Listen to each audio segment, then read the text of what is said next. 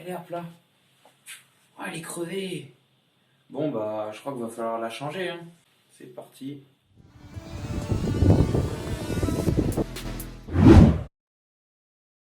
Bon, alors aujourd'hui, on va voir dans cette vidéo comment changer sa chambre à air sans démonte-pneus de manière assez simple et en quelques minutes. Alors, premièrement, on commence par décoller les flancs du pneu de la roue.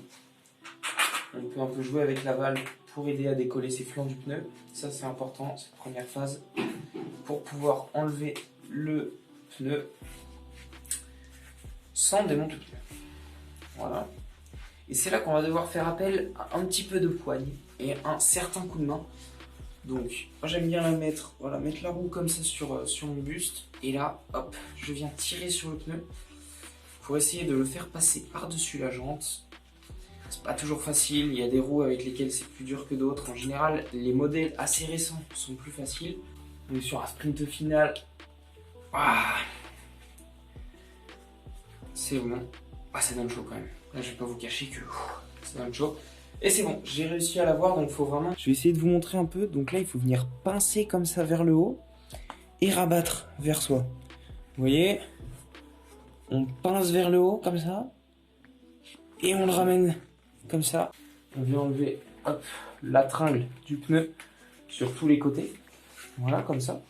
Une fois que ça c'est fait, on enlève la chambre à air. Une tringle du pneu qui est enlevée, une tringle du pneu qui est toujours dans la jante.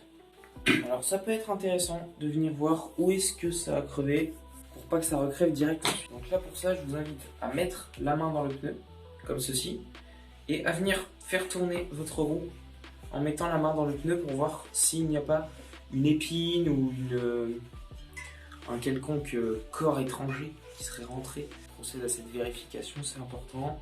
Là par exemple il y a un petit truc, vous voyez, donc j'essaie de le retirer. Voilà. Alors moi le problème de mon pneu là c'est qu'il est un petit peu entaillé. Donc j'espère que ça va pas trop me tenir rigueur. Ce pneu il est quand même bien vieillot hein. Là on voit là. C'est pas beau ça. Ça fait l'affaire. Allez, je pense qu'il n'y a rien. Je ne sais pas pourquoi j'ai crevé. Je prends cette nouvelle chambre à air. Et deux petits trucs là. Ça sert strictement à rien. Donc on les enlève. Qu'est-ce qu'on va faire? On ouvre la valve légèrement. Et on la gonfle à la bouche. Donc pour ça il faut appuyer sur ça. Appuyer là et gonfler. Comme on peut le voir, la chambre à air est gonflée. Enfin elle est gonflée, elle n'est pas prête à rouler là, je vous rassure.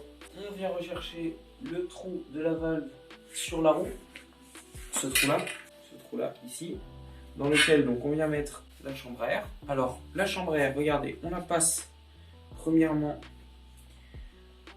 sur le pneu. Moi je galère un peu parce que je le fais pas appuyer au sol, mais c'est bien appuyer au sol. Puis au sol, voilà, hop, on la passe dans le pneu, on la passe, on met la valve dans le trou, nickel, et ensuite on vient rentrer la chambre, donc, comme vous le voyez là, dans les différents flancs du pneu, dans les flancs du pneu, aux différents endroits où elle passe, voilà c'est parfait. Normalement, alors pourquoi on la pré-gonfle avec la bouche? Pour qu'elle ait la bonne taille en fait, parce que si vous la gonflez trop, ça risque de vous empêcher de remonter correctement le pneu sur la roue. Une fois qu'on a fait ça, et bien on vient le remonter, donc exactement comme on l'a démonté. Il faut venir pousser ici avec les pouces. Pousser avec les pouces, c'est pas mal ça comme... Et on fait comme ça sur tout le contour de la roue. Voilà. Hop. Tout le contour de la roue, on vient le pousser comme ça. Et là, c'est le problème, c'est quand on arrive là. Alors...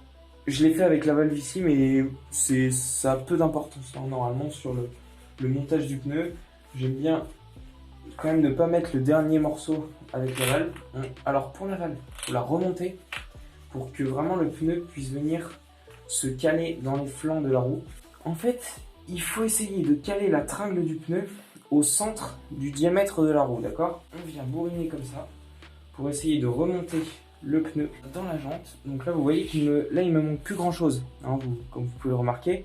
Donc il faut que je vienne pousser ici pour y parvenir.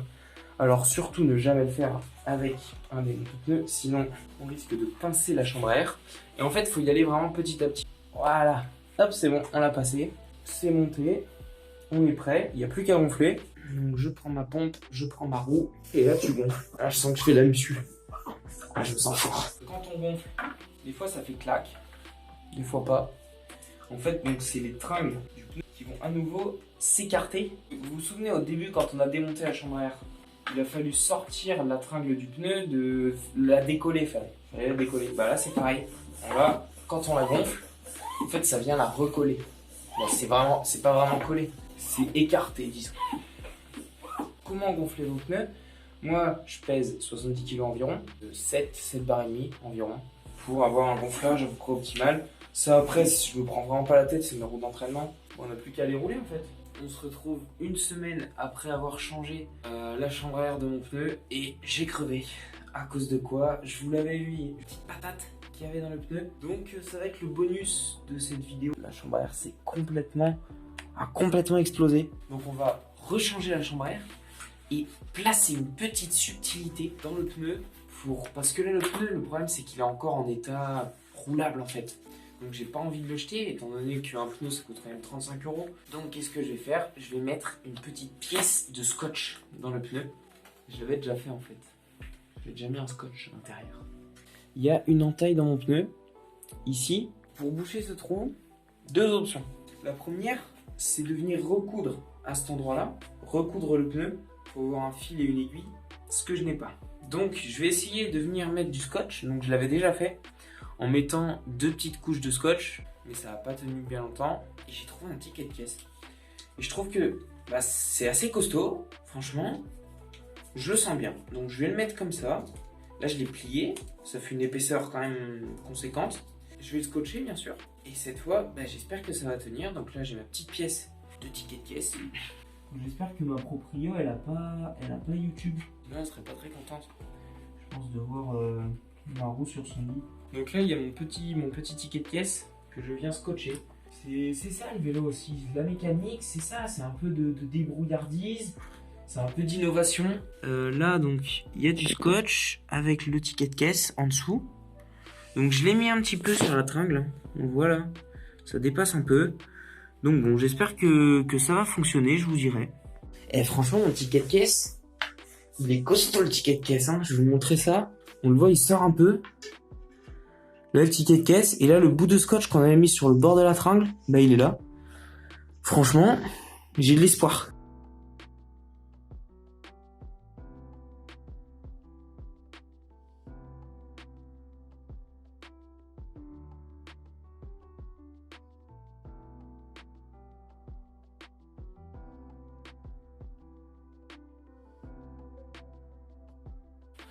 J'avais mis qu'une seule couche, quoi. Le mec, tu sais, il a cru au Père Noël, genre. Il a cru que, voilà, que c'était la fête. Joder, hostia.